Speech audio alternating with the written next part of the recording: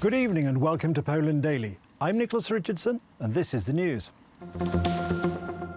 After 16 parties, deemed by some to be right-wing and populist, signed a declaration calling the European Union a tool of radical forces designed to create a European superstate, Jarosław Kaczynski, the leader of the ruling Law and Justice Party, said that Europe is heading in the wrong direction and action must be taken to correct its course. The conference on the future of Europe is about to begin. This is a very important initiative, but it also raises a lot of controversy. It is clear that this is an attempt to generate a new argument, a very strong one, because the conference will be attended not only by various specialists, but also citizens who are chosen by a draw. The argument is for further centralisation of the European Union. We should not speak about federalisation in that case. This is a centralisation, to create a structure of EU member states that would lead to a diminishing the role of member states, at least the smaller and weaker ones. And it will undermine the European tradition. Third, it will cancel the great richness of Europe, its diversity of various cultures, customs, including political, cultural and systemic differences. According to MEP Jacek Saryusz-Wolski, the 16 parties that signed the declaration will cease political contacts with Moscow and will meet in Warsaw this September. A court in Belarus has jailed former presidential contender Viktor Babaryko for 14 years on corruption charges. 57-year-old Babaryko was the main rival to the country's dictator Aleksander Lukashenka ahead of the presidential election last year. Lukashenka jailed his rival in June and reportedly rigged the election in August 2020. The European Union has expressed outrage and will impose more sanctions on the Lukashenka regime. Babaryko was made to hand over income of more than 47 million Belarusian rubles that had been obtained illegally. His seized property was requested to be recovered. The bribe obtained by him was also being confiscated for the state as a repayment. The verdict has come into effect today. Ahead of the ruling, allies of Babaryko, the former head of Belgazpромbank, said the charges against him had been fabricated to thwart his political ambitions. We will definitely seek the cancelling of this verdict by all legal means.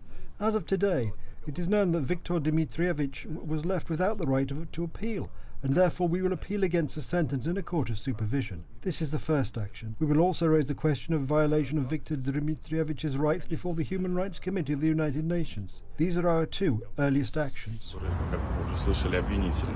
After Babaryko was barred from running and detained, Maria Kolesnikova, one of his allies, joined forces with two other women, Tsikhanouskaya and Veronika Tsepkalo, to lead the opposition campaign. Kolesnikova is now in jail. Tsepkalo has fled abroad, and Tsikhanouskaya, who ran against Lukashenko, has since emerged as the opposition's most prominent figure at liberty and is trying to undermine Lukashenko from neighbouring Lithuania. UN Special Rapporteur Anais Marin said that more than 35,000 people have been arbitrarily detained over the past year and that fear of repression has caused tens of thousands of Belarusians to flee to seek refuge abroad. European Council President Charles Michel and Lithuanian Prime Minister Ingrida Šimonytė visited a Lithuania-Belarus border crossing after Lithuania reported a sharp influx of migrants entering its territory. The Lithuanian government declared a countrywide emergency as the flow of mainly Iraqi migrants arriving from Belarus reached around 150 per day, more than had entered annually in any of the preceding 3 years. The European Council President told reporters that the European Union would be in contact with the migrants' countries of origin to strengthen cooperation and send a signal that illegal entry to the bloc is not possible. I understand that there is a strong commitment of the Lithuanian government in order to strengthen the protection of the borders. And that's why we are ready with our partners at the European level to provide more support. I think we should support all your positive efforts, Madam Prime Minister, in order to strengthen the equipment and to make sure that this is possible to improve the protection alongside the border. This is one first point. Šimonytė said Lithuania would discuss sharing the financial cost with the European Union, adding her government would be ready to invest in further protection of the border. External border of European Union, so that is why we should see it in a European context. And we already have support from Frontex officers and from asylum officers who are very supportive in sort of day-to-day management of situation. But we all know that we need more infrastructure, that the government is ready to invest and build, but also we are in a discussion with European Union institutions about the potential share of financial burden. But what is very important is the outreach to third countries. Earlier in June, Simoniti said she believed that the Belarus government was behind the recent spike of illegal immigration into Lithuania by helping migrants trying to get into the European Union country and claim asylum there. These days, Vilnius is the meeting place of several international formats, starting from the Lublin Triangle formed by Lithuania, Poland and Ukraine.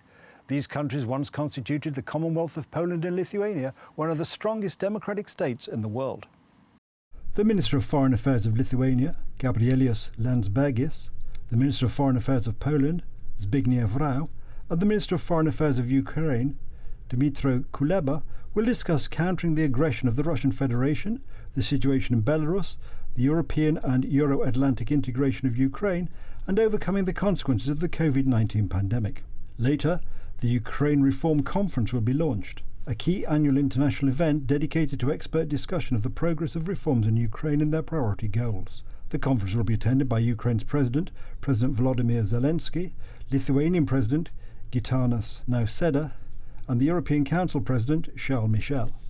That's the news. Thank you for watching. Stay with us for the weather, Poland Daily Business and more programmes. But from me, it's have a good night and a better tomorrow.